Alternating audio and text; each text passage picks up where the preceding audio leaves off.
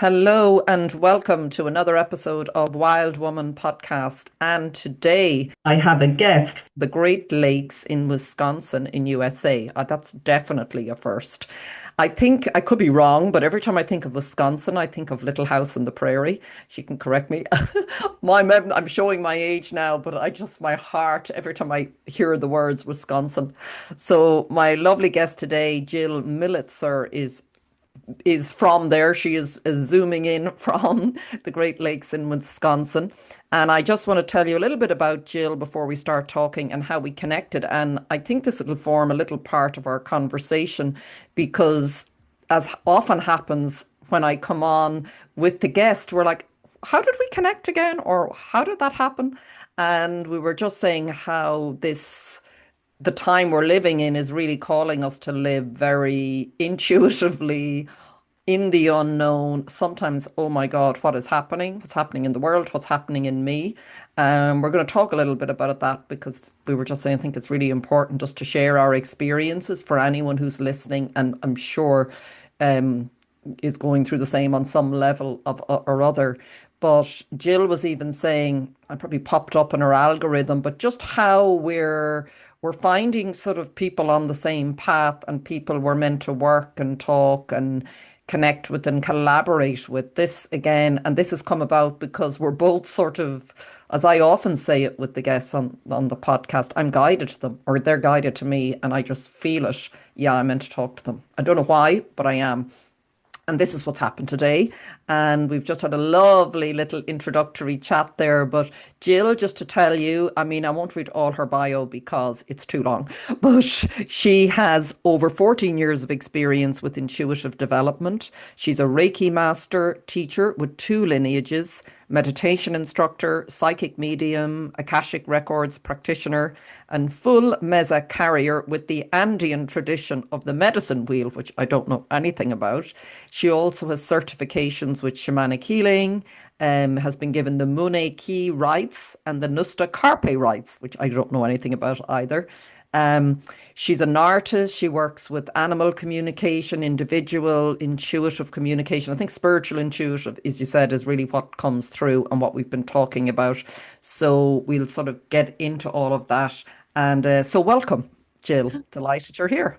Thank you so much, Celine. I'm so excited to be here with you. Thank you. Oh, well, thank you. I felt the minute you came on screen. So you may be watching, you may be listening, either way, wherever you are. But when we both sort of met on screen, because it's video recorded as well, I think I just felt, oh, nearly like I know you, just very relaxed, very easy.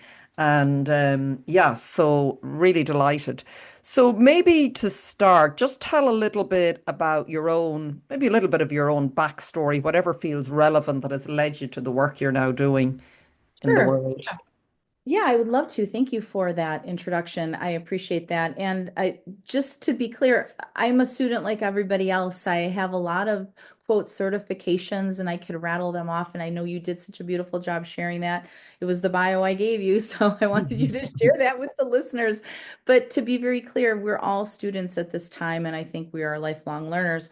But for me, my story started with Reiki many years ago at a time when my mother was ill and she had subsequently had a stroke following that time. And I was looking for a way to de-stress. I was looking for a way to help her, but also I was looking for a way to help me. And so Reiki came into my sphere somehow, and I loved it. And I learned how to do self Reiki immediately. And I have been doing it since day one. That was 15 years ago ish. And so Reiki for me is my number one way to calm down. That was the first door into my intuition. And shortly after I learned Reiki, I went through the Usui training and then I did the Takata training. And I kind of really wanted to dig into why this is so helpful. And so for me, the more I dug in, the more I realized, okay, this isn't that difficult. This is simply sitting in my own power, closing my eyes, or maybe not, maybe looking at a candle and just calming down. And I think that's the still point that helped everything else come in.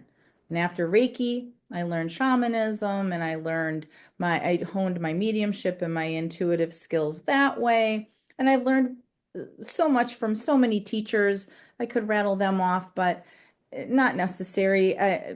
I know who they are. They know who they are. And if you want to know who they are, you can check it out on my website. But I've learned from people who also were on the same path. And the path is what is the most important. What your path looks like might not look like my path, but somehow we find each other. So my path is all about intuition, Reiki, meditation, and getting back into this place of the still point, especially now, Celine, like we talked about, where the world is going a little topsy-turvy and we need to have something. So my journey started with Reiki and it's kind of still ongoing. Yeah. Mm, yeah. Yeah, it feels like I think anyone who's here were born for these times. I've heard it said, oh, souls were lining up to be on the planet at this time because we are going through the greatest shift in consciousness ever witnessed on the planet. I can't say I know that's true, but it's a feeling I have. And from the many people I've spoken to and all I've read, it really feels like it. What does it feel like to you? Do you feel that? I feel a sense of urgency now more than ever to step into that still point and to kind of bubble up in my I energy. like that. Yeah, That's that's beautiful. You've really captured. It's like, sorry, just to say that it's like I feel like that calm in the center of the storm, like finding your calm while all this chaos outside of you and inside is just erupting. it So is. It feels lovely the way you described it. Yeah, it feels now it's like, here's where the rubber meets the road on all the stuff I've learned, right? And for so many people who've been on this path, and I think we talked about that too before the interview started, it was to sort of reflect back, what were we doing 10 years ago in preparation for this time? I bet you a lot of people could remember that they were maybe sensing something, and maybe that's when they took a certain class for the first time, or open themselves up to maybe yoga or anything that is of a holistic sort of bend. And that is in preparation for, I think now we're here we are. This is the time where we get to walk our walk. And even if we fall down, it's okay. It's not like we're going to be perfect at this because this is an intense time. But I feel like now more than ever, if we can just sit in our power, and that's just simply sitting for a few minutes a day. It can just be 2 minutes, it can be 5 minutes where you sit quietly and you just get to that still point and you allow yourself to feel whatever you're feeling. That's a great way to start the not only the day, but to start the process of how this might be a way to sift through this energy.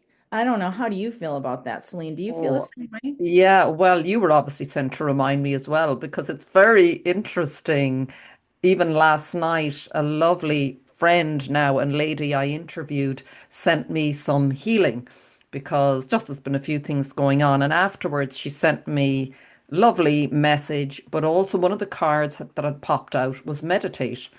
And I do, and in my own way, but I just had the strongest feeling, and now you're saying it, and I felt it this morning. And I sat for, which I never do, for an hour.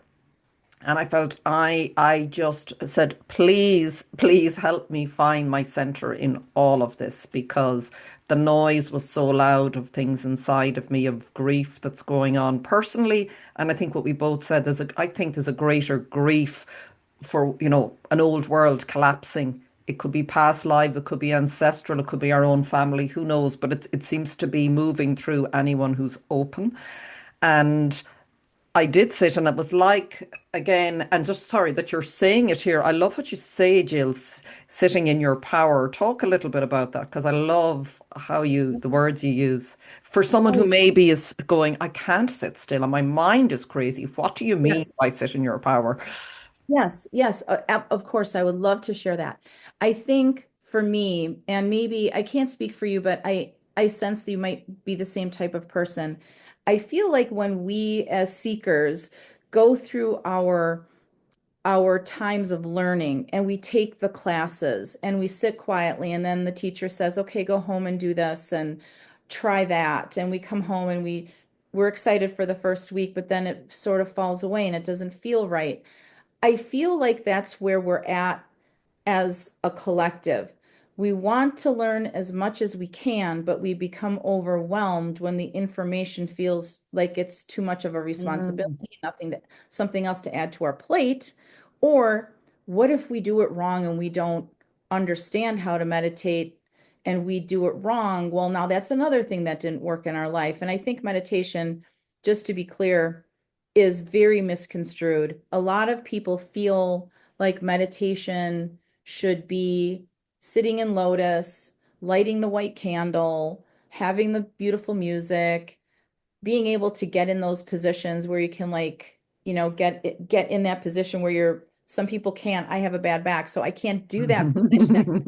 And so you have I these have a sore expectations. knee. Yeah, you have these And I'm getting expectations. older. Yeah, you can't do it. You can't push the bones. You can't do it. And so, yes, you can do it that way if you can do it that way, but you don't have to do it that way. So I learned a way, and again, this was through many years of classes becoming a certified meditation instructor. I learned all of the tips, techniques, and Mm. tricks. I dug into the mudras and the mantras. I did that. I added that to my Reiki practice, and then I learned shamanism. I learned that. And all of a sudden, Celine, I had this laundry list of things that should make me calm. And I Mm. thought, uh-oh, I've done too much. Now what Mm. do I Oh, do? I hear you. And I thought, okay, let me just pick one. And the one that is the easiest is sitting in your power. And sitting in your Mm. power is very similar to the kindness meditation, where you sit still and you set, maybe if you want to set a timer for 5 minutes, but the 5 minutes will go by so quickly you won't even realize it. But if you close your eyes and start with the 4-6 breath, so you close your eyes and you take a deep breath in for 4 counts, hold it for 2 counts, let it out for 6 counts, and then keep doing that. So 4 count, hold for 2, and then out for 6. And you do that, I would say maybe 5 times. Just kind of slow your breathing, get comfortable. So the breath is going to take you into the still point. When your eyes are closed and you're doing this, you don't really need the music. You're not looking at a candle. You're going inward. So you're sitting in your own power. And the breath will then bring you to a little place in your mind's eye, your third eye, and you'll start to see a little glimmer, a little light. And you think, well, gosh, what is that? Sit with it, keep breathing, and allow yourself to feel what you're feeling in that moment. So if you were carrying grief that morning, or you're carrying cynicism, that's that's mine, or whatever it could be, you're going to notice it, you're going to feel it, and then with the breath, it's just going to become a part of you, and it'll eventually sort of leave you. It will sort of wash away with the acknowledgement of it. And in that still point, in that little glimmer, you can then notice something else that might be coming in. That's your still point. And when you're sitting in your own power, you're bubbling up your energy and you're seeing with your third eye out into the world through that lens. And you're beginning to notice the things that you wouldn't normally notice in that way. And so you're looking at it through the third eye, but in sitting in your power. And then the alarm goes off, it's 5 minutes. It's that quick. Mm. Mm. So And it are you doesn't, keeping, sorry, are you keeping, just again for listeners, are you keeping that same pattern of breath going, or are you just following, letting your breath then go into its natural rhythm, which, good question. I love that. I let my breath just go natural. mm, yeah, Start once with you, 4-6 breath. I do it for a little bit, and then I think that's that time when I want to say for me, and I don't want to speak for everybody, but for me, it's when my spirit team comes in And when the angels that I work with come in and my loved ones on the other side horseshoe up around me, and I begin to see them in my mind's eye, they're all standing behind me in a horseshoe and they're sort of just being there with me. And the angels are sort of hanging out. If I ask for a certain archangel or my guardian angel, they're sort of hanging out in the corner of the room. I see this in my mind's eye. Mm. And sitting in your power is like inviting them into your living room for a cup of coffee or a cup of tea. You're inviting them into your space, and that is your power. And that's the place where intuition will really start to become stronger. And if you're a person who is wanting to practice their intuition in a way that's specific or like with intention, that would be a great way to start. Because if you're an artist or a writer or a medium, anything you do spiritually, that is key if you can sit in your power for about 5 minutes before you start that activity, because that's your truth. And that's where you can let go. And if you want to cry at that moment, or you want to feel mad at that moment, or you want to feel happy, whatever it is, that's your time to do it. And what's interesting, Selena, is you can sit in your power several times a day, and each time it's going to feel different. But it's just this little check in with yourself. How are you seeing yourself and how are you seeing the world? It doesn't involve any tricks or techniques or tips or anything fancy.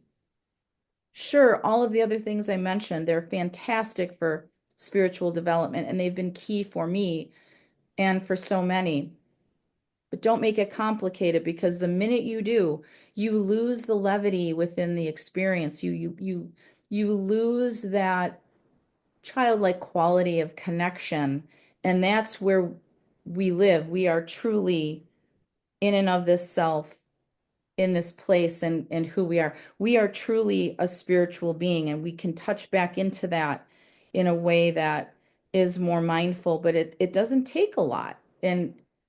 And we don't want to put that on ourselves, that it has to be so many things all at once to get there. Because just like exercise, if you put too much on your plate and you start training for that Ironman, and then suddenly you're like, oh my gosh, this is so hard. Now I have to go swimming today. Oh no, you will fall away from that. If you just start slow and you know that there is something for you in your own power, well, now it becomes easy.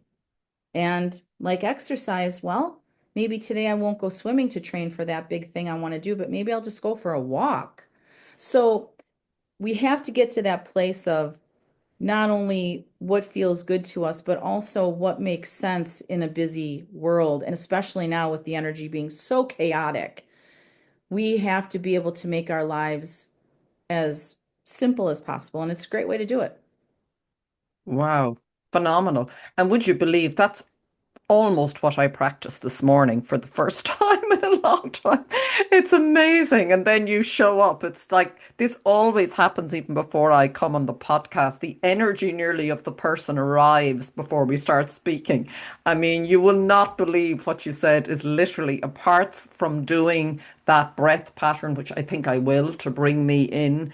And I had been thinking about that, but literally that sense, and I sat for quite a while, and there's a good few questions around that I want to ask you because I think it'll be useful to someone who's very new. Yeah. And it feels like we're sort of on this little path now with the podcast, but I think it's really good because what we said at the beginning, and we can touch into again with all of the chaos maybe come in the world, but also when it's rising up in yourself, what I have felt is the need to go slower than I would than my normal slow, which is not very slow, but I need to go slower again. And it can be really challenging. So yeah, so beautiful. And I just think what you said about sitting in your own power, it's connecting in with yourself. We have to start hearing ourselves in the noise, Right. and then where do we go with it? But just for someone who's new again and starting this process, and you talked about when you sit there in your power and after a while then your guides. Now I've had that experience in the last year or two. Guides are coming in and I can, like that in the horseshoe shape, I can feel them and see them. Could be different for everyone. Someone again who's new going, Because I suppose this can bring in another layer of, oh my God, like what you said at the beginning. I did that too, learning everything, doing, and got so overwhelmed. I did none of the practices eventually. So just to take away from someone who might be going, but what if I don't meet my spirit guides and my family? So how did this all evolve for you? Sure. Yeah. I think people, that's a great question too, Celine. And thank you for sharing your experience because it's in the sharing that we can connect and we can say, yeah, you feel it too. And I'm not alone and we're not alone in this. Mm, It's important to say that. For me, I think I've always been a meditative person, and I think we are truly at our core able to do this. I feel like our life experiences dictate how we choose to see it in our later lives. If we're the type of people who maybe we did this type of stuff more when we were younger, or we were more carefree, and then life got to us and it hardened us and our life experience changed how we saw the world, that can take us away from sitting with ourself. Sitting with ourself can be a scary thing because maybe we don't like ourselves in at times in our life, and maybe we don't like our lives at times in our life, and we don't like what's happening to us. But that's so important to acknowledge because we are all imperfect and yet perfect at the same time. We have to honor all of those pieces of ourselves. And so, what I'm saying is, we are all capable of meditating, we're all capable of sitting in our power. But if you're the type of person who's let life get ahead of you and dictate how you should be, and it doesn't involve anything within meditation or spirituality or intuition or any of this kind of stuff, and you're more in that linear life, you're more in that linear thinking, it's much more difficult to sit in meditation and get there. There's steps to this. So if your life is very busy and you're much more of a linear thinker, maybe you work more with your left brain than your right, and that's fine. We have jobs that we have to do, so we understand this to be true. But there has to be balance in our life at some point. And right now, collectively, this is beckoning all of us to pay attention more and to split our time between maybe our day job, which involves that linear thinking, and our right brain, which involves sitting, letting go, and allowing. So if you have the monkey mind, going back to your original question, and you have that chatter that's just always going on, and it's hard for you to sit still and to become quiet, what I like to say to people is maybe it would be worth your while to think about what type of modality feels interesting to you, that you might want to take that class to jumpstart this lifestyle. So to say to somebody, oh, just sit quietly and breathe 4, 6 breaths, you'll be fine, is kind of rude because there are people who cannot do it.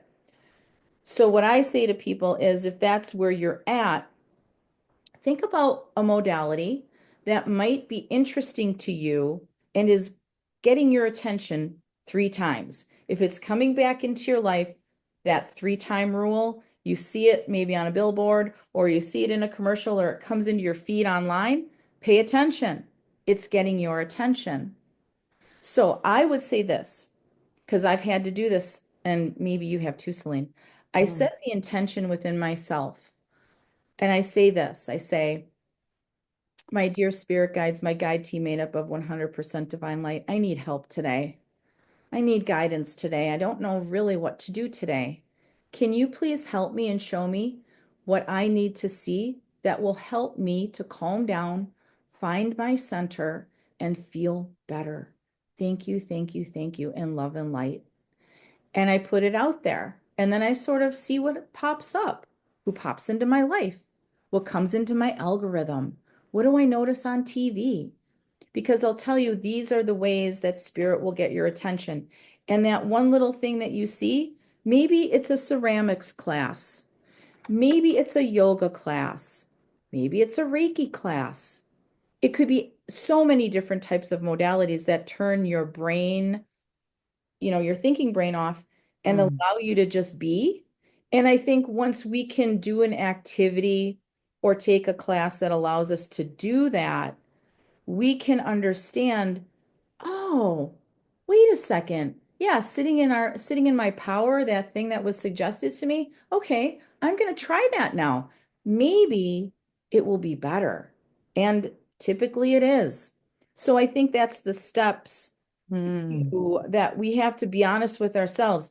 Are we are we are we just wanting it but not really putting in the quote work in our life intuitively? Are we not seeking out the things that are feeling really good for us, but we're not really taking the time to do those things? Because if we don't take the time to nurture ourselves, it's very difficult to nurture a spiritual practice.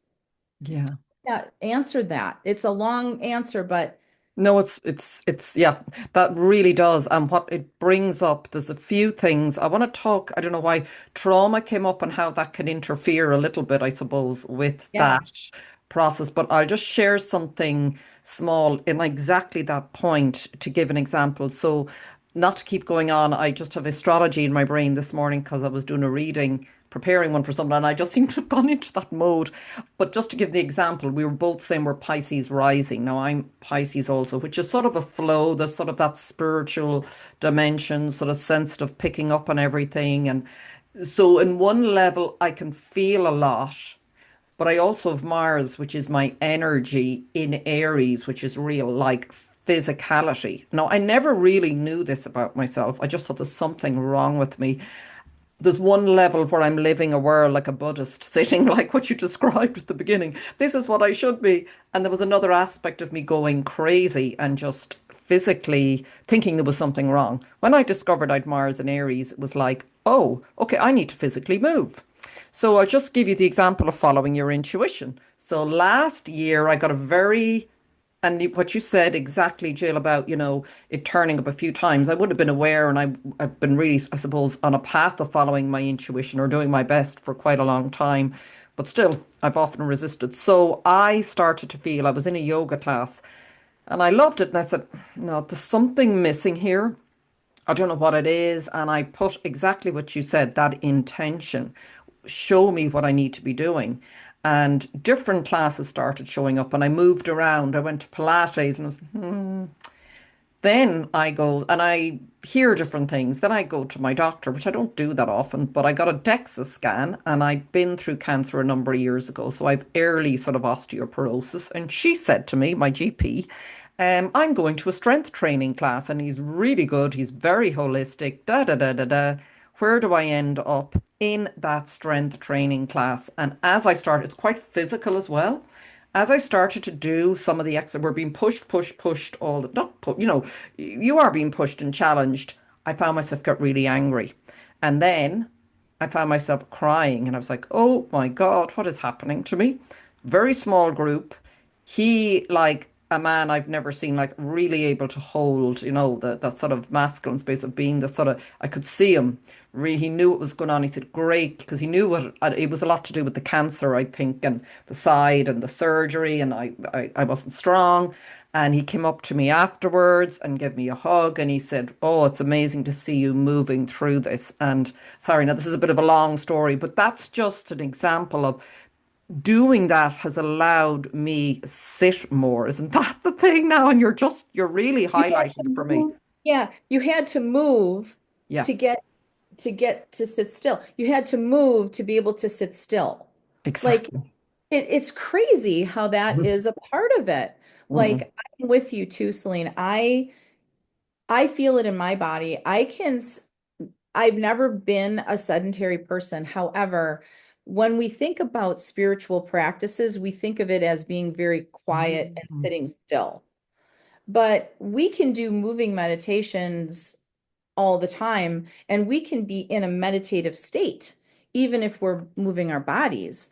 I'm not an exercise physiologist, but I know that when I'm moving my body, I feel better. Or if I've made an effort to be outside and get some fresh air or walk or whatever it is, even if it's for a few minutes, it helps me to be able to sit still. So yeah. I totally get it. And in that do you find too that within that exercise state, here you were working out your body, you were post cancer, so you were again going back into that place of getting to know your body again on a different level. Do you feel that because I have felt this, that when I'm exercising my body, I am clearing the energy out of my chakras and in my physical body, my meridians, right? All of the things that are holding dense energy, I'm clearing those things out faster, but it's connecting with my energy body. So it's in my physical body, but then it's connecting with my energetic body, which is again, your aura is about 8 inches out of your physical body. And within your physical body and your aura, you have your mental body, and then you have what else is in there? Your emotional layer. So you have all of these energy pieces to your aura. So once we start moving our body, sure, it's going to affect so many things, and it's going to affect again, that reaction of crying or that reaction of letting go of anger. It's all a part of it. We have to get back into the balance. I 100% agree with you. Physical um, exercise is going to help your meditation, and also just other things I want to talk about too that have been popping into my head. Laughter, um, balancing your life in many other ways. Those types of things are going to help your meditative practice. If you're only thinking that you can be chaotic in your life, but then go step in your meditation room and sit down and do meditation, you will be really disappointed in the result. You can't be chaotic in your life in certain ways and then go into your meditation Mm, space and be Zen. It's almost impossible. I have found that to be true. And when that mm, happens to me and I'm stuck in my meditation room and I can't get there, it's because the stuff that's going on outside of that space is chaotic. And I've got to dig into that. Well, how can I balance it? What can I do to create more balance? Well, is it my diet? Is it my exercise routine? Is it my relationships with family and friends? What am I doing that's not creating more balance? Where is there where is there a sieve, happening in that energy, and what can I do to help with that? And so I think sometimes we have to go out of the meditation room, come back into real life and say, yeah, how can we make that better, if that makes sense? it does. Beautiful. And I'm just thinking of you as a Libra, and the Libra is all about balance, like, and just you're talking about it so much, it's so interesting. And it's also the area of life of relationships. So I suppose even what you talked about, that the balance and giving and receiving, I'm sure, and maybe where you're Yes. draining energy. It's just so interesting to listen to you because you kept saying balance, and you had told me I don't want Ah, to make this about that, but I'm maybe just a little bit well, I'm in thank you that for zone saying that. today. What? Celine, thank you for saying that because I feel like my scales are always like this. I literally am the scales all the time. See? See? Well, So if you're I'm and sometimes when I talk, I'll do this. So uh I feel like it's funny because yeah, our astrology is right on. Yeah. and even your love of which we'll talk about. I want to go back to the keep laboring the point of the meditation, but I want to take that a bit further into it. Yeah. But Yeah. also just looking at the two birds and the fact that you're a beautiful artist and a writer, and Libra again, ruled by Venus and beauty and creativity. So you embody Yeah. it. It just makes it really feel come alive for me. It's a tool that I think is just so empowering and so valuable. But just going back into, as you said, coming into the meditate, and someone might say, okay, that's great, it calms me down. But to me, there's a much greater purpose, which is, as you said, Yeah. sitting in your power. We come in, hopefully, we get to that place at various times where we calm and slow down, and things start to slow, and maybe little glimpses of things come in. What to you is the point? I mean, obviously, I hear, I always go, my intuition is my compass, and I see you talk about that in your GPS. So maybe just talk a Mhm. little bit about that. What value it can have for someone if they develop this practice? How does it start to change your life? Right. So for me, I started to do this more to pair with my pet portraits that I do. So I create pet portraits for people. They were simply just straight up, you send me a picture. I can create a hand-drawn pet portrait for you. We are done. Goodbye. But then here's what happened, Celine. Animal communication skills, which came in 14 Wow. years ago when I was Reiki, becoming in my Reiki zone. I began to offer animal communication at that time because it came in. And I would be doing Reiki or I would be in my house with my animals and I would look over and I would hear what they were saying. And I was like, what? And I would sort of pause. And it became a process where I was like, I think I can hear what they're saying. And so I would sit in Reiki and I would open Reiki for myself and I would hear what my animals were saying. And I thought, interesting. Let's put this to the test. So I started to offer for friends, um, hey, don't tell me anything about your animals. Let me see if I get it right. And I started to get hits. So then I started to offer for clients and it came in very fast. And I did that for a couple of years. It was beautiful. But the animals were my teachers. And so when you have that happen to you, here's another moment, and the animals are speaking to you, it's for your self-development. And also it's a way that you're opening your intuition. So that was a step for me for my intuition. So, okay, fast forward to now. I'm creating my hand-drawn pet portraits, but I'm not doing the animal communication at the same time. However, when I'm doing the pet portraits, I'm starting to hear the things that I used to hear when I would do those sessions.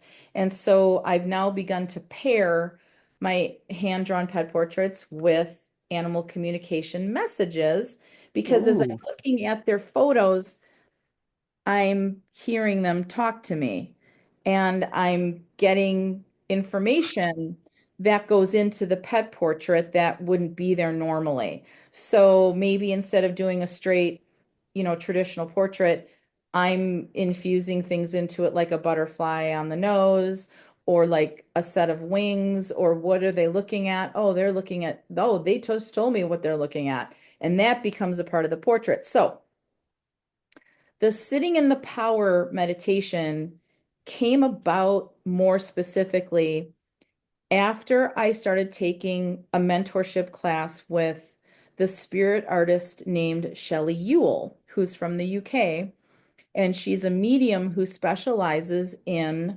spirit art. And spirit art was what I was doing, and I had no idea that that's what I was Mm. doing.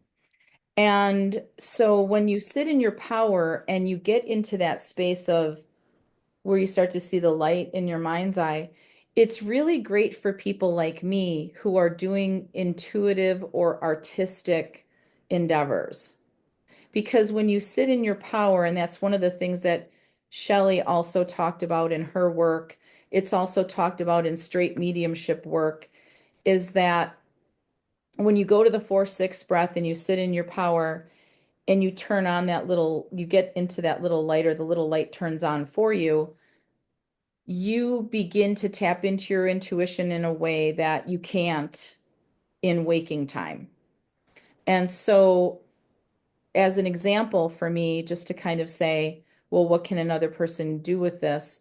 Is for me, I would sit in my power. And an assignment that Shelley gave me at one point was, I'd like you to sit in your power, Jill, for 5 minutes. And I would like you to set an intention to draw a picture of the spiritual guide that's coming in to say hello to you. So set your intention to want to talk to a spirit guide. And it could be an angel, just a spirit guide. And what is their message for you? Ask them what they are wanting to say to you. And do that in when you're sitting in your power for 5 minutes. Okay, so that was my assignment. And I did that. And the minute I combined setting my intention, doing the 4-6 breath, setting my timer for 5 minutes, and then seeing the little light come on in my mind's eye and seeing what they were saying back to me and showing themselves to me. What happened was, Celine, was they came through the light and I Mhm. could see them more clearly and I could hear them and I could hear what they were telling me. And then when I was done sitting in the power, which again, you can do this as you're sitting there. You can open your eyes and take a pen and write down what you're getting. And that's the message for you. And then I would, okay, I'm done with that. And then I took a breath, I took my art supplies, and I started to draw. Drawing the picture is just a very important aspect in being the recipient of the information that's coming in. So I feel like that was, to me, validation that I was connecting correctly.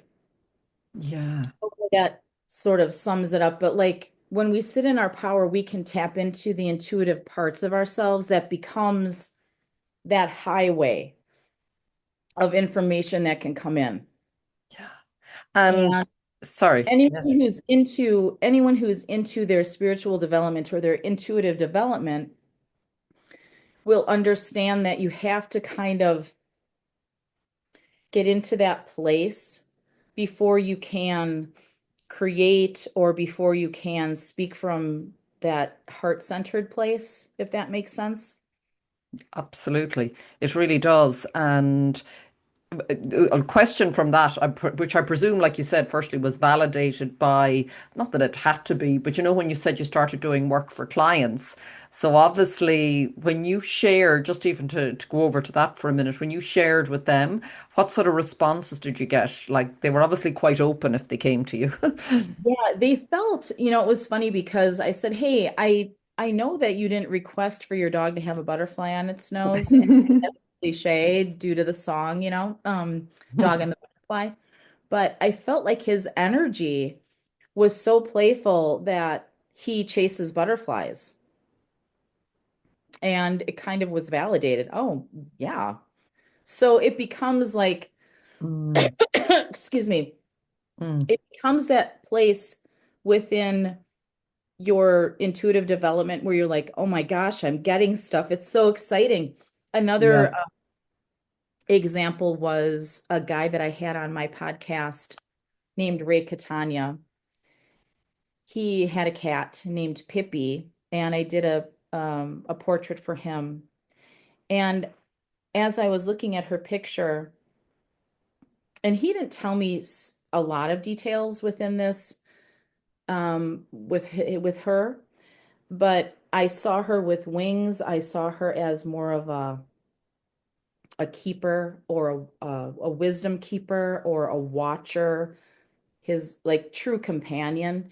And after I created the portrait and I gave it to him, he did validate that, and he has been so helpful to promote that along with my work that I do. And he has said that in his own words. And so I appreciate that so much from him because that was validation that he didn't specifically ask for that, but he was open to that because he's the type of person to be open and to be aware, but also I think he needed to hear that too. And that's what comes through animal communication is we sometimes don't understand what we need, but when we hear it, it fills in something that we really, really needed to hear. And then you pair the drawing along with it, and it becomes more of this complete message.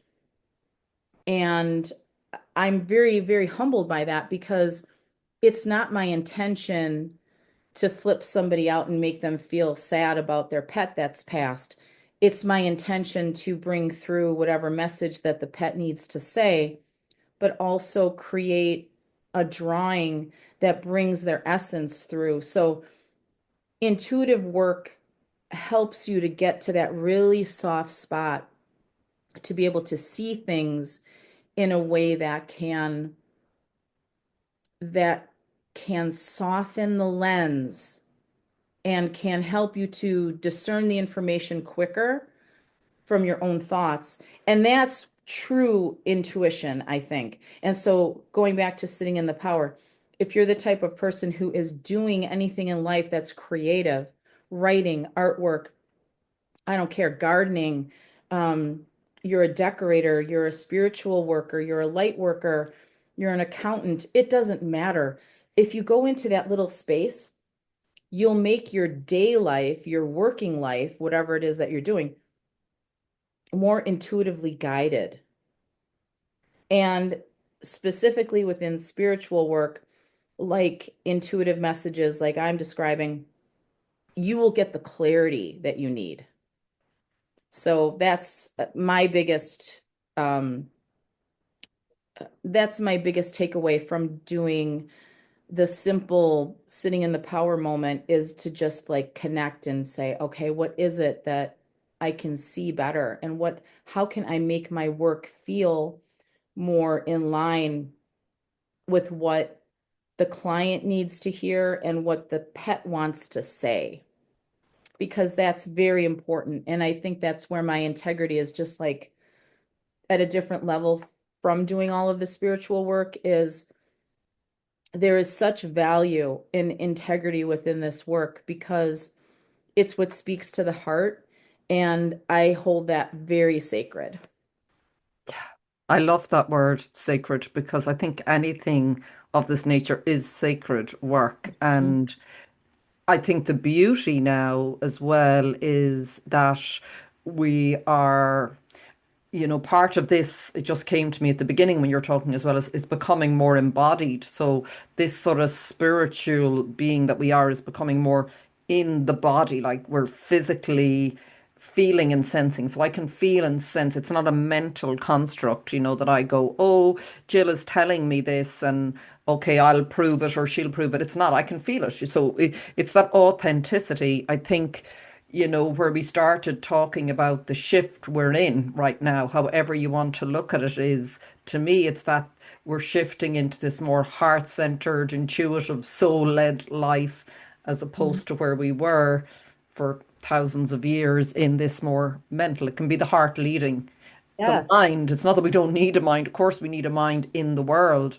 But so for you, again, coming back to the intuition and we find this place of our power and we sit in it Mhm. and the Yeah. clarity. I love what you say about clarity. To me, that's all talking about. It's helping us get clear. It's why I do astrology and understanding what's my soul path, what's right for me next. Like it's the GPS really. Is that how you would look at it, like the GPS for your life? That's what sort of for for your individual Exactly. thing. Mm. Yeah. It's very interesting. Excuse me. It's very interesting because part of, I think, our journey here is to be aware, but also to be understanding that our intuition not only is important within, the work that you might do spiritually, but our intuition is just so key in honing what is our thought, our linear thinking versus intuitive information. And I'd love to sort of share the difference that Hmm. I've learned. Please do. Yeah. Um, so a lot of people get tripped up thinking it's their thinking thoughts. This is Yeah. how I said that. It's it's not when you're connecting with your intuition, you're going to get it in a few different ways. Your intuition comes in lightning quick. Mm. It will come into your like I use this little light here in the third eye because that's where I see it come in. It comes in and it just plants itself and you know it's there. So let's give an example. If you were to wonder if it's a good idea to go skiing tomorrow, right? Oh, gee, I really want to go skiing tomorrow. Is it a good idea to go skiing tomorrow? I don't know if I should go skiing tomorrow. And you start to feel doubtful about should you go or should you not go? Well, what does that mean?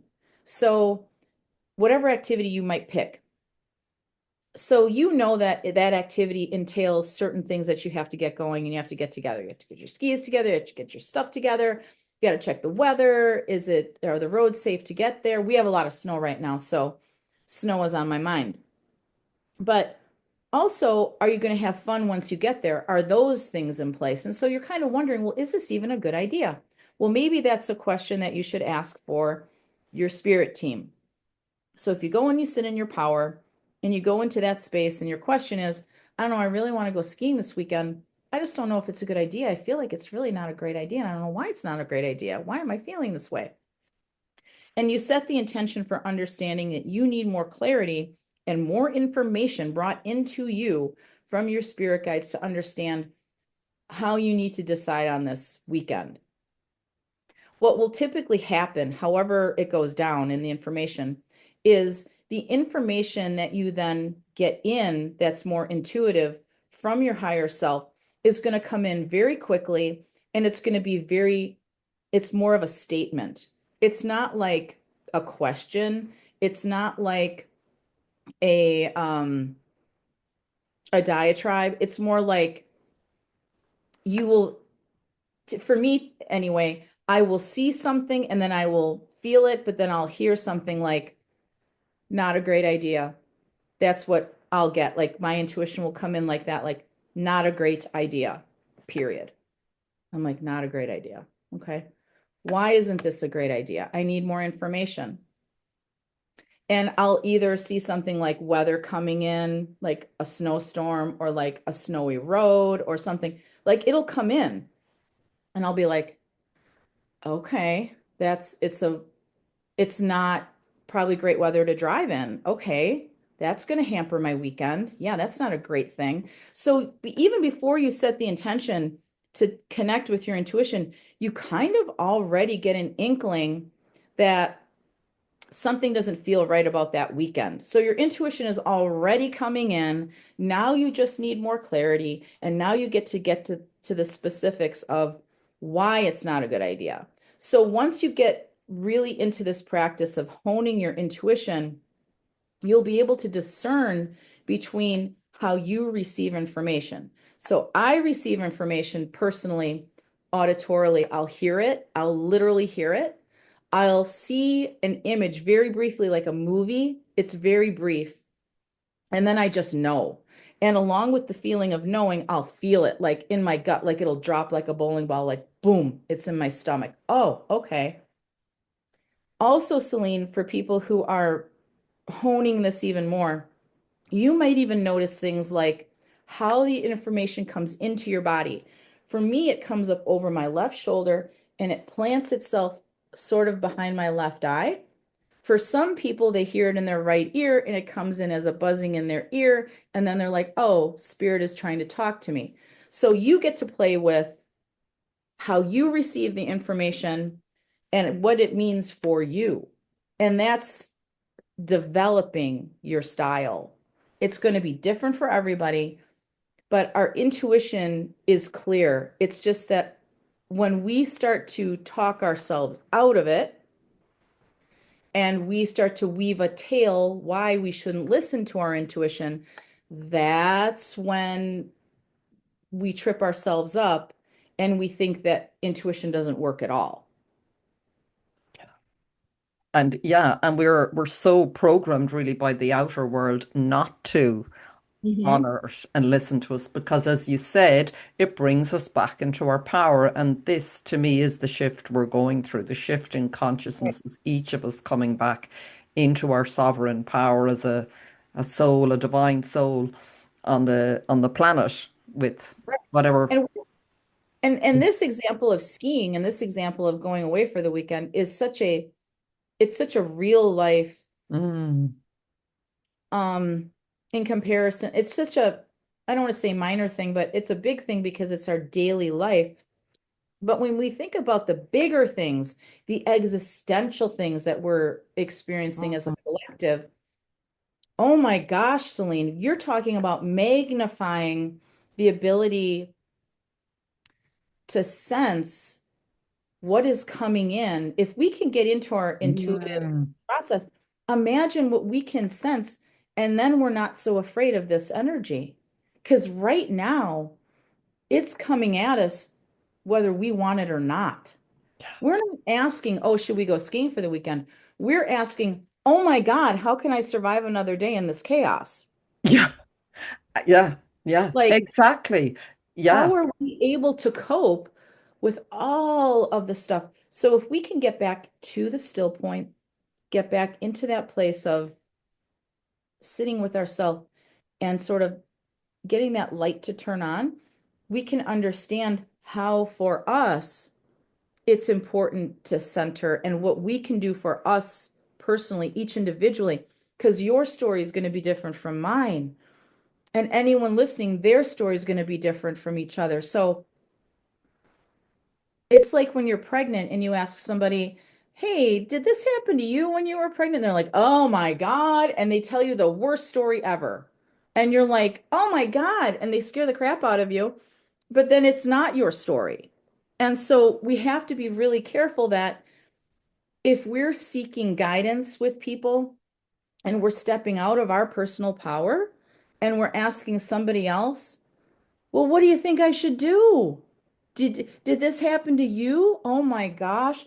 I don't know about you, Celine, but that's when we start to match negative energy with negative energy and we find somebody who it's like we go down the rabbit hole together.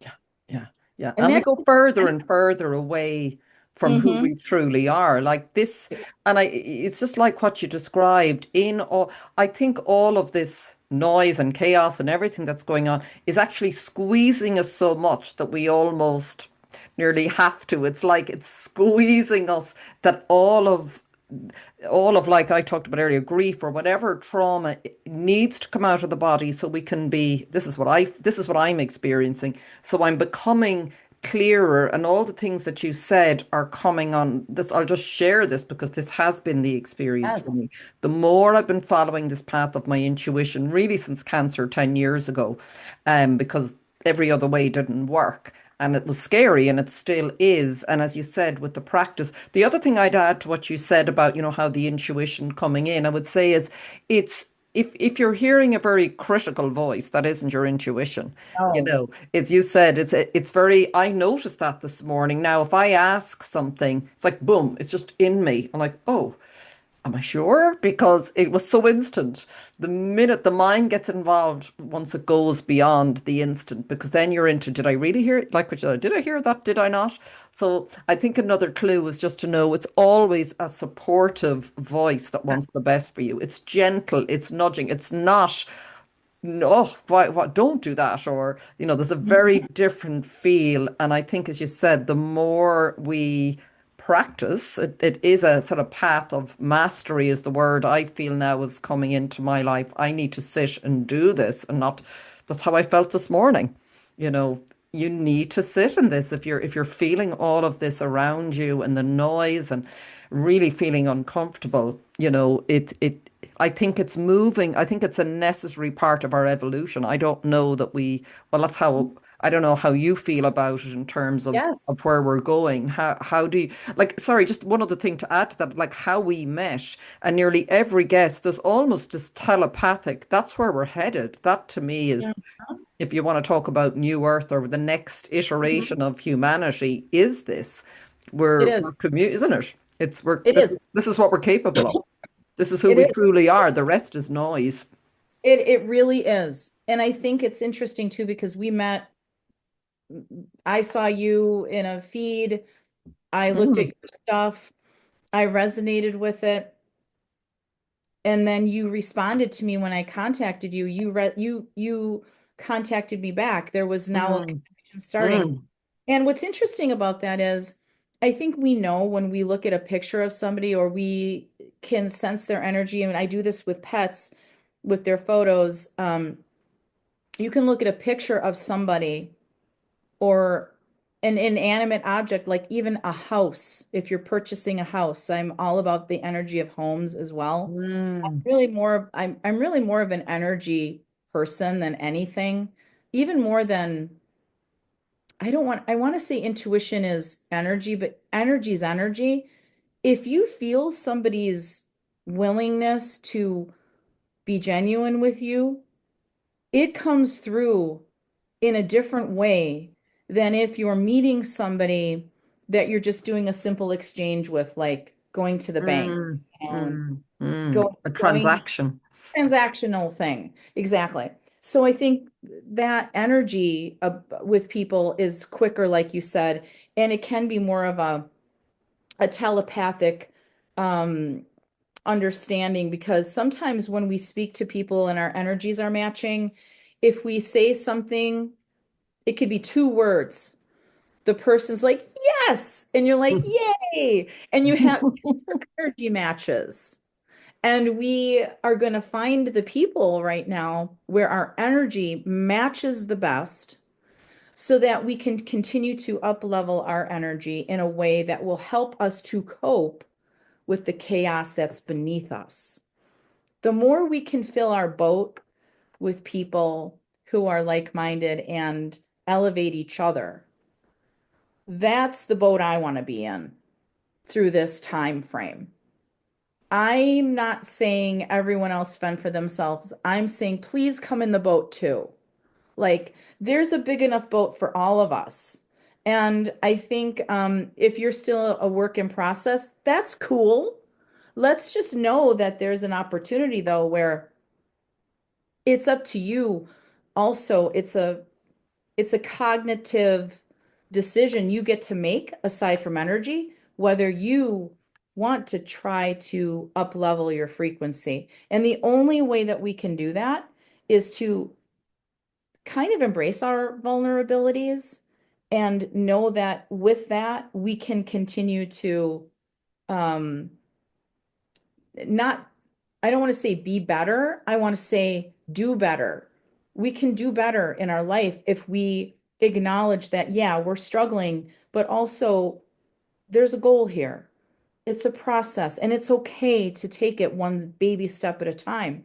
And there are things that we can have in our lives as those building blocks, but it's also a choice, right? Like we have to choose to do that, and we have to choose Mm. to get in the boat and be a part of that collective journey if we're going to get through this time frame and not freak out. Yeah. Like that's key right now is to just keep that vibe as high as possible. And say the day doesn't really work for you to sit in your power. Maybe today's not the day that feels good to sit in your power. Maybe today's the day where you put on your best, most funniest movie that just cracks you up. Maybe that's your path today, right? And so we're going to laugh it out. Or maybe we put on really good music, the good music from our youth, the stuff that really made us dance, and we dance it out, right? Or we stretch it out, or we go do like I was thinking about doing a snow angel after this, like in my snow, so much snow Be the outside. snow. Oh, that's gorgeous. Yeah, Yeah. that's so foreign over here. Oh, snow. Oh, And beautiful. we have just like Wow. almost a foot of snow. I feel like it's an energy exchange where, you go outside and you go, "Oh, it's so pretty outside. Maybe I'll go sit in that snow. Oh, should I? I'm an adult. Maybe I shouldn't." No, just no. So I think, Celine, what we have to do is we get to pick and choose. What is it today that's gonna up level our frequency enough to maybe even get a little further with our intuitive endeavors or our spiritual expansion, because it's all like building blocks, and what works one day might not work the next day. And so we're balancing that human spiritual life that we're doing this dance with, and we have this collective pulling of expansion. So not only are we expanding inwardly, but we're expanding out into the world too. Like, how are we going to present ourselves in this new earth? How are we going to be a part of this new earth? Like, what's our role? And so, if you get back into your intuitive practice, you might really be able to get those hits of, Mm. oh, I see it. Oh, that's the thing I should be putting my attention towards. I don't know, that's what makes me Oh no, excited. yeah, me too. Me too. Like we are the creators. I think that's the thing. Or we co-creators, creators, whatever way you want to look at it. And the more that we clear out, that's what I'll say from my experience in a very practical way is the more, even though I didn't know I was doing this, I can look back and go, oh, that's what was happening. The more I followed, because I'd no other way, the old path was gone. So it was like, okay, what's the new one? I can't go back on the old one. I just know it's like it's gone. So I literally had to go on this path that didn't exist, and it was someone I went to for a reading at the time. And I want to talk about that just in its role and how it can help people, because I know you do work like that as well. But I went for various psychic readings, mediumship readings, astrological readings at various times. And I remember one of them very clearly saying to me, I think it's the Indiana Jones movie, one of them, I think with Sean Connery, where he has to go, I think, and get some think for the poison. Is it Indiana has to for his father, but he literally has to step off the edge of a cliff, not knowing, and the path only appears when he does. And that's what I feel. That's the whole point of this, not the point of this intuitive. It is the only way to navigate the future, because the other way is going and is gone, and hence the Mhm. we're all panicking. The other way, it went for me 10 years ago, so I know, and I see it in other people's lives. So this is the way. Well, I don't want to sound like a, but this is my experience. It is the only way, and the path only appears when you get on it. Feel Exactly. about that. I Mm, love that visual. mm, I often say to my husband, some one of these days you're going to have to go around that blind corner. You won't know what's around it. You just got to go around it. And once you get around it, you will see what the you needed to next. see. The Mm, next thing. mm, And he's not a blind corner kind of guy. He's a mm, physics teacher. He's a very linear thinker. Um, and yet I've been told by mediums and psychics our entire marriage that he's more psychic than I am because he thinks in a very quantum sort of way. mm. I was just And when I thinking physics. Yeah, yeah, yeah. physics, yeah. Quantum And physics. and so, but what's interesting about that parallel is even if you're the type of person who's extremely mm, practical and you don't like blind corners and you don't want to jump where there's no bridge, Mm, too bad. It's going to happen whether whether you want to or not. The blind corner is there, and I think if we don't really embrace the gifts that are innately within us, it's just going to be more difficult. Like we'll get through it, but we'll get through it kicking and screaming rather than with mm, ease and grace, mm. right? And so Yeah. I feel like right now the ease and grace is the path I want to be on. Like I need to be on that path.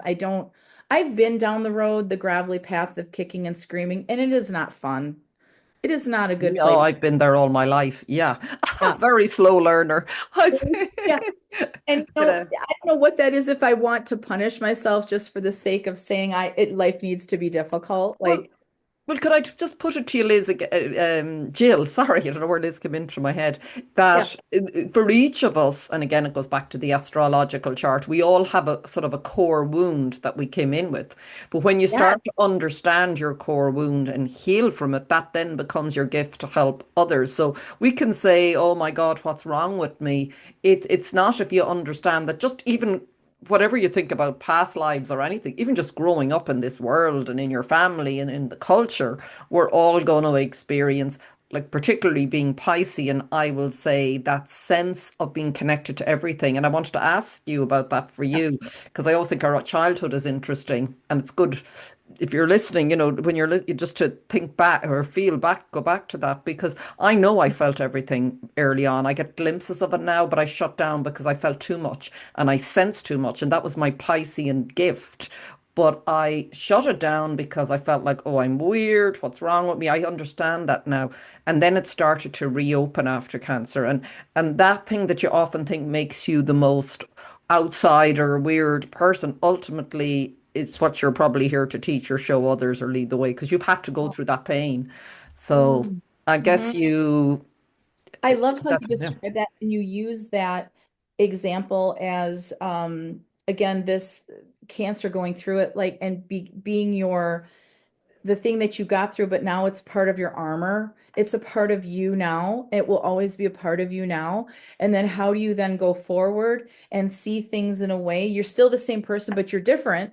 You're a different version than you were before because of that experience. And so now you go forward on the same path, but the path doesn't look quite the same.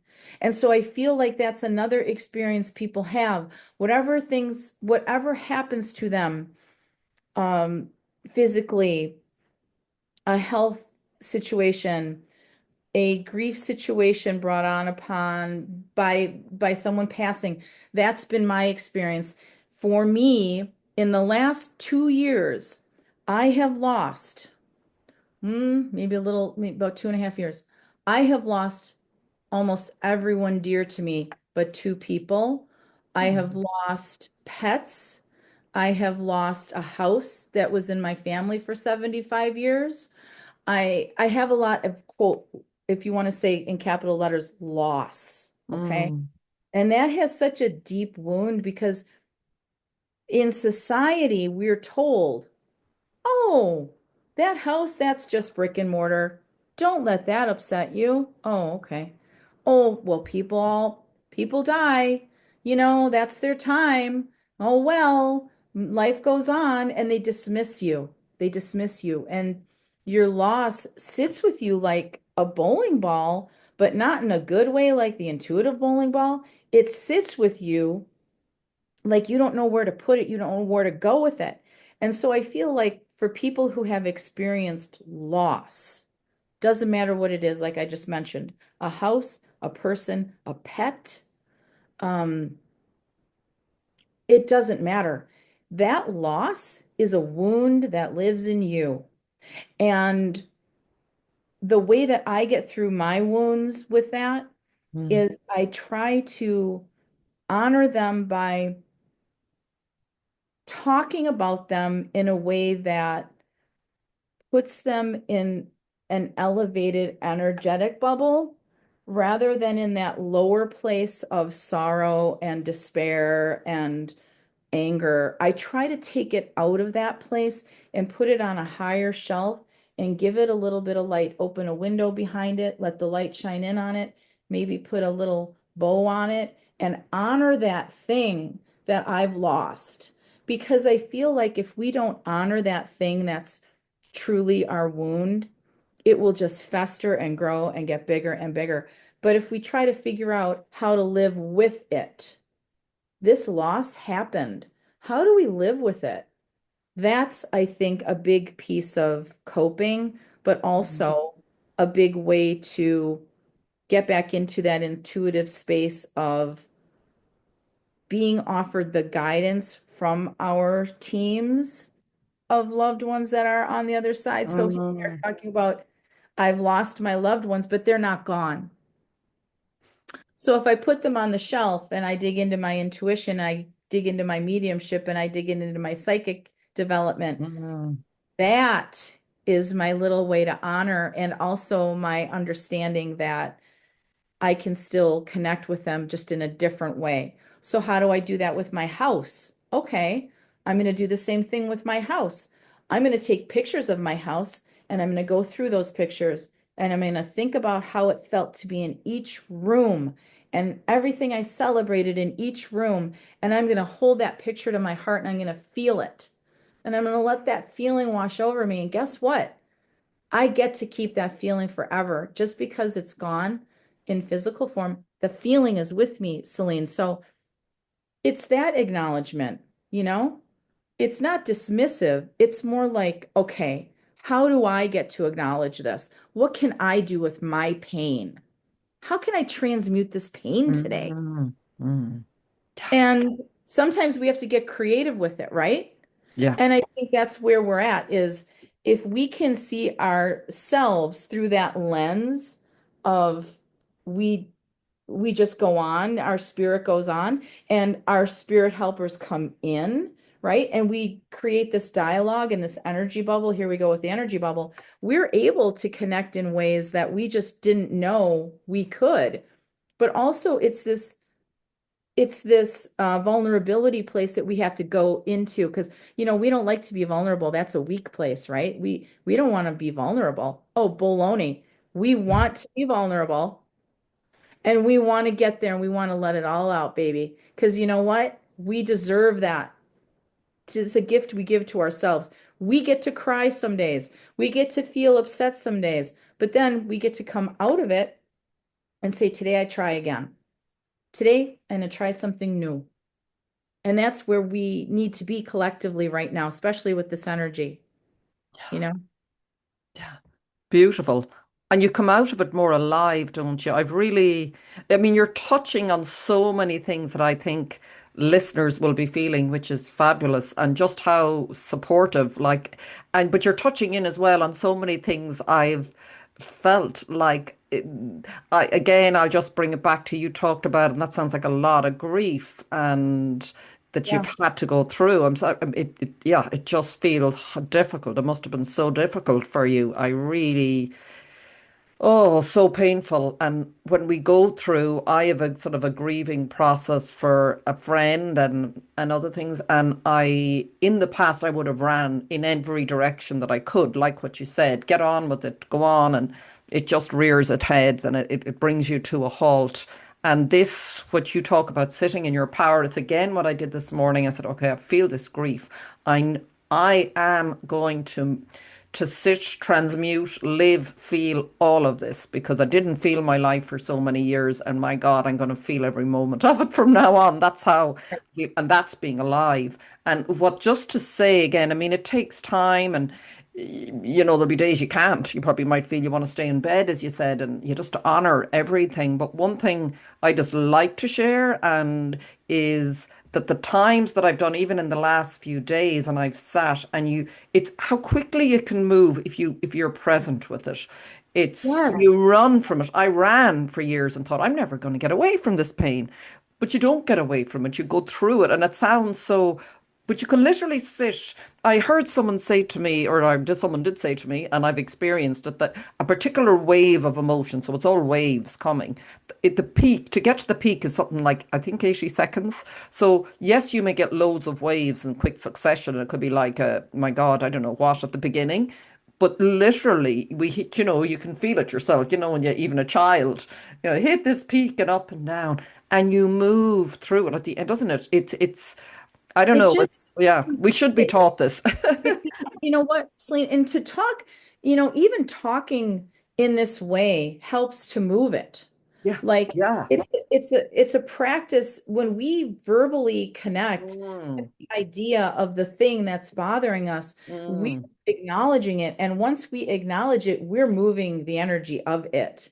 And Wow. so in Yes. conversation, we're together here Mm, today, moving the energy around. And and it feels less, it's picking apart, it's feeling less dense because the things that we talk about, which are painful, the things that I mentioned with loss and the things you're mentioning mm, with grief and the things that you're dealing with, you start to loosen that, it becomes not as scary, does it becomes like, okay, I can do this.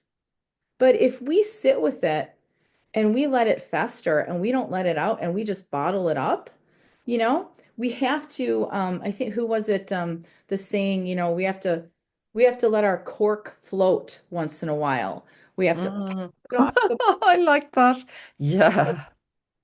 and so if we do that and we allow ourselves that space and time, and yeah, maybe these days are going to be difficult and maybe we're going to have more of them. And I wanted to ask you this, not to but I wanted to ask you this about astrology with this full moon coming up. Sorry, the full moon on the 4th. Do you see this in sync with how the energy feels really tight right now? Like it feels better than it did 2 days ago to me personally. But now I feel like I'm up against another bit of energy. Is it Mm.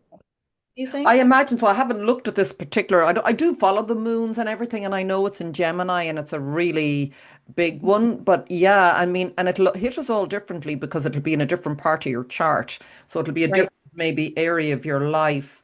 Now that you're saying it, it's in my third, fourth house, sort of family communication. So I felt it a few days ago. It's funny, I often get it. I felt it a few days ago. I could feel it again coming up. But then there's a lot of other nice energies this week.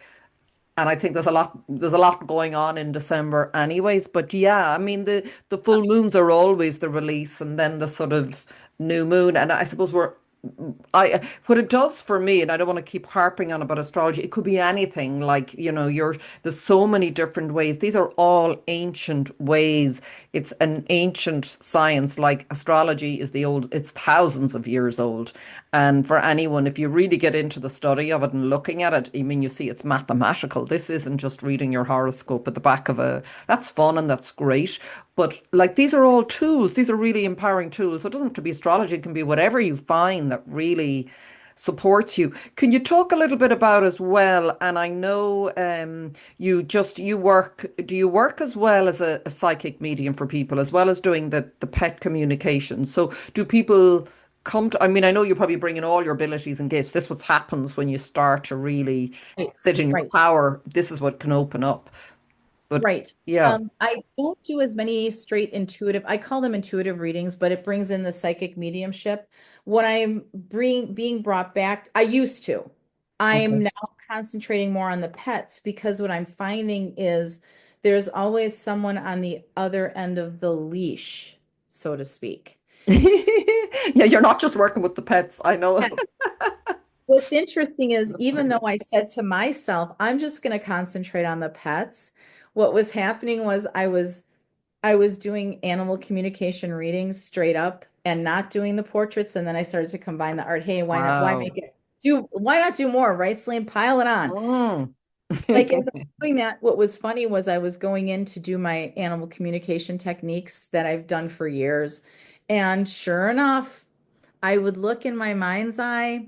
And when you do animal communication really, really quickly, when you do animal communication, you're creating what's called a heart bridge from your heart chakra to the pet's heart chakra. And sometimes that bridge, it's kind of like the rainbow bridge, not to be confused with the rainbow bridge where the animals cross once they cross over, but it's kind of the same bridge in my opinion. It's a bridge and it takes you into the ethers or into onto the other side. So sometimes on the other side of that bridge is the other side. And sometimes on the other side of that bridge is a meadow where there are energy beings that are just kind of hanging out. And so when I'm speaking with animals in that space, the animal energetically comes onto the bridge with me. So we meet from our heart chakra onto the bridge and we sort of hang out together, just like sit together. And that's where I get my information. But this is what will happen. I'll look across the bridge onto the meadow on the other side, and I'll see the other side, and I'll see a person standing there, and they're just hanging out. And then I have to go into the session a little deeper, and I have to ask the animal, who is that? And they'll typically turn and look if they know that person. And typically, if it's an animal that has crossed over, they're always with a loved one on the other side. Always, always, always. And the loved one could be an ancestor, or it could be a loved one in our lineage that we have never met. We know them, but we just don't remember them in this life. And that animal is with that person. And so, what often will happen is that energy, that person then steps onto the bridge, and now we've got a full-on psychic medium Wow.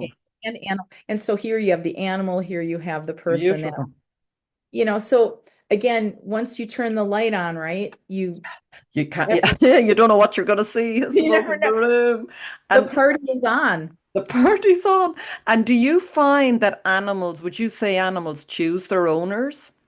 Yeah. Yes, Yeah. I'd love to talk about that because this gets Mm. me excited if we've got the time. Yeah. Animals absolutely are here on this earth as our teachers. 100% that is their first and foremost, quote, job.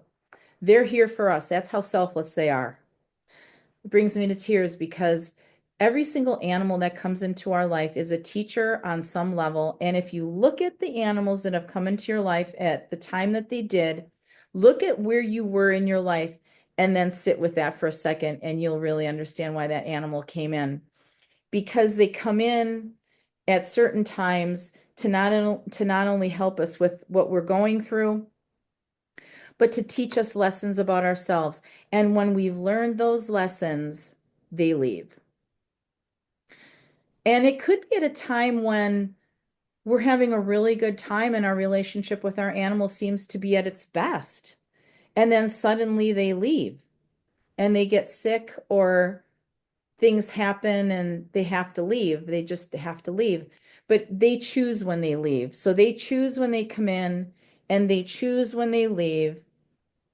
And it's difficult for people to hear this, but they know if you have to put your animal down, they know when you're going to do it.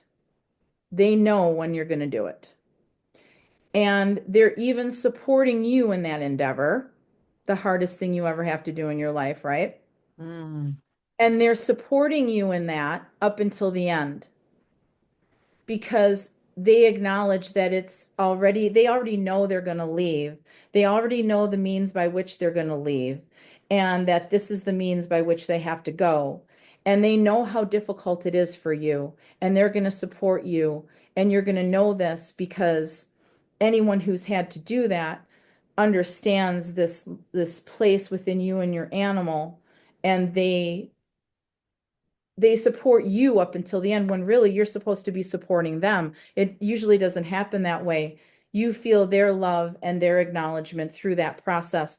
And so when our animals leave us, they're leaving us with the lessons and they're leaving us with the love, but they're also leaving us with the doorway, just like with our loved ones, where we can connect with them anytime we want on the other side if they have crossed.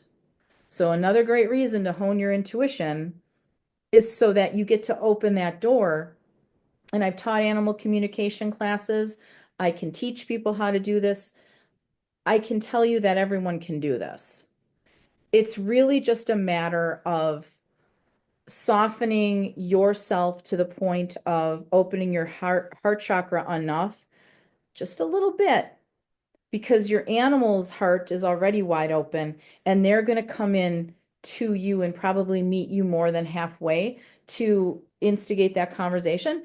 But animal communication is probably one of the most rewarding things you can do, even if you don't do it for clients, if you're just doing it with your own pets, because they're going to teach you the lessons through communication sometimes and through their physical actions and through the situations that they're a part of with you in a way that makes it more, I guess, well-rounded and it makes you feel even more comforted knowing that um, what we're going through in this life is just a blip and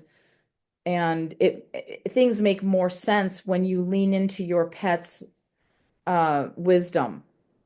And they're so even if they have physical issues here in life or they're not maybe the most well-behaved dog or cat or whatever you have you're coexisting with, that's also a lesson.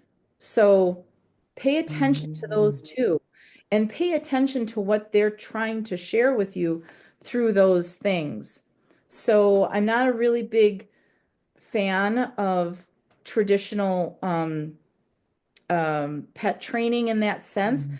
I like the Tao of the Bow Wow, where you get more into their spiritual connection and why they might be sharing what they're sharing, and then working with them within that space. And so when we communicate with our animals, we can do so many things. We can understand so many things. Oh, I could talk about this for days. But it's, you know what I often, when you're saying that, it comes to mind is that for, I don't know, in that a lot of dogs, or I'll just take dogs for an example, coming in, may not always be coming into a very conscious owner. So, you know what you're saying, Yes. listen, your dog, you can listen, but listen to what maybe the dog is sort of trying to communicate. But if someone is completely unconscious to the fact that the dog, you know what I mean, is communicating and is conscious and is, alive and well, obviously alive. You know what I mean? It can be challenging, I must say, for the animal, I often think. I think that becomes more of just they're the caretaker of this being, and they're more of like the Mm, people miss that opportunity when they're more of just mm, quote caretaker of this like yes. animal like Yeah. I never have a farm, Celine. I could never, they would all be my friends. Like there would never be any bacon. There would never be any hamburgers. There would simply, we would just all live together on the farm because it's I hard to, know. Yeah. Like, it's hard. yeah. I It's had a dog when I was young. I don't have one now. I may have one again, but I've just seen different situations and I found myself talking to the dog if I thought the dog was in a difficult situation. And that's what someone said to me, just when you do see them, just give them love. And I can remember saying, I think I was going, oh God, if someone sees me, but well, I don't care if they me, but I just said, thank you so much for coming in to do what you're doing. I love you. And they went off. I didn't see them again for a long time, but I just felt, well, even in that moment, if I can just, I uh, think it's so beautiful. I yeah. have to say, Celine, I have to say your energy is so beautiful and you share really so much from the heart. And I'm connecting with you that way. I can feel us like we're just two old friends sitting in a coffee shop. Yeah, it's Letting me fabulous. share all of the things we've shared, but I know that there's so many things that we can talk about, but if people are interested in learning more Yeah, about how to connect in a really easy way, I wrote a book. It's called, I have it right yeah. here. Tell me, And the and I'm book, going to put all your links up because we're going to finish up now shortly. So, yeah, so yeah. tell me about your book and then how people can Yeah, find it's you. called, it's called The Joyful Creator. It's a guide to Mm, intuitive communication with earth wisdom, spiritual helpers, and nature allies, as I call them. And this book was written when COVID lockdown happened, and I was really having a meltdown at my kitchen counter in the middle of the night when I'm like, what the hell is going to mm, happen? What are we going to do? And mm, I sent a bat signal out into the universe with my guide team and I said, if anyone's out there, I need to know what can I do to calm down and de-stress because I feel like this is going to be a long haul. It was literally right when it mm, started. And what the message that I got was, we're the nature allies and we will help you. And this is what you should do. Like, just go outside and put your feet on the grass. And I'm like, it sounds too simple to me. But it was a journey for myself with this book where I got to learn through doing and through experiencing my putting into play. What I talk about is nature is the number one way we can ground, whether it's whatever season you're in. Get outside and be a part of that because nature will help you to get in tune with your spiritual helpers in a way that you never will before. So this book talks about how to connect with nature allies. It goes into the spirits of the trees, the plants, the fairy realm, the elementals. mm, This. And then also I touch on the cosmic helpers because when I was really getting into this and getting deeper into my meditations with this was I started to connect with our cosmic cousins. I call them our galactic energies, this where we came mm, from, our stardust, right? We're all a part of the stardust. mm, Our connections with the cosmic energies, the goddess energy came in.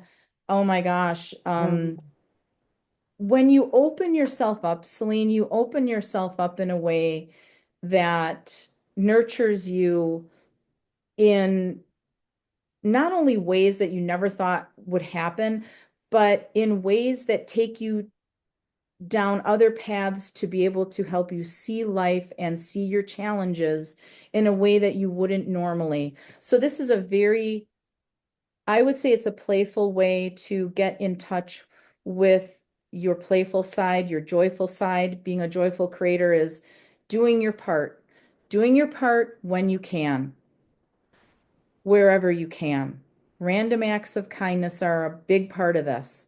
And so, if we can become the joyful creator in our life, we can connect in ways so beautifully that we would not be able to in other ways. And so, it's a beginner's guide. I have exercises and meditations and journaling exercises that you can do. But basically, what I'm saying in this book is acknowledge that you're a part of this.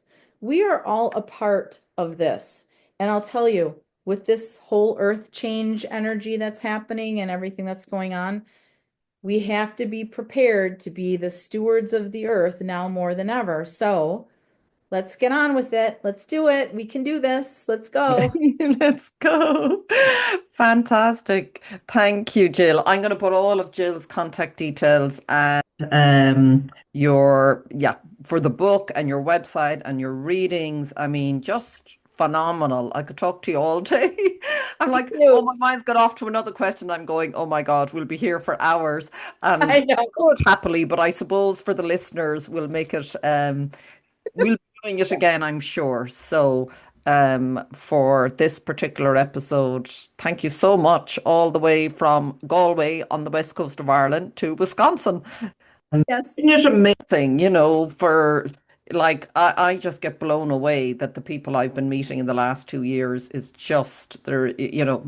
I don't know how else this could happen, but this is a gift. I will go back to it again of following your intuition, of connecting within, because then it starts to open up, doesn't it, that we are all connected, because all I keep seeing is this web, and it's like, oh, and then it just becomes, I think, I don't want to go off on one now, but it is that authentic connection that you talked about that you just feel. You can't fake it. And I think that's part of where we're going is this authenticity, it's this frequency of authenticity. You can feel it, nobody can tell you. And this is the magic, I don't know, bullet or whatever you want to call it, that you'll have in your life, because that will guide you. And you just go, not for me, not for me, yes for me, not for me. And doesn't it? It just becomes a really like a bright shining light as you're going along in this unknown path. It'll light the way for you. Oh, Celine, Yeah. beautifully said. I couldn't have said it better. I've just enjoyed talking with you. Thank you for having me on. And I just appreciate you. And for everybody listening to this episode, I'm having Celine on my podcast next month. So We'll have like I another conversation. We'll share. It's a we will conversation, isn't really? yes. I think we're gonna have so even I have to dig into what you're all about. But thank you for letting me share. And thank you. And we will talk soon. Yeah. Loads of gratitude and love. Thank you, Jill. Thank you everyone for listening. And until the next time, take care.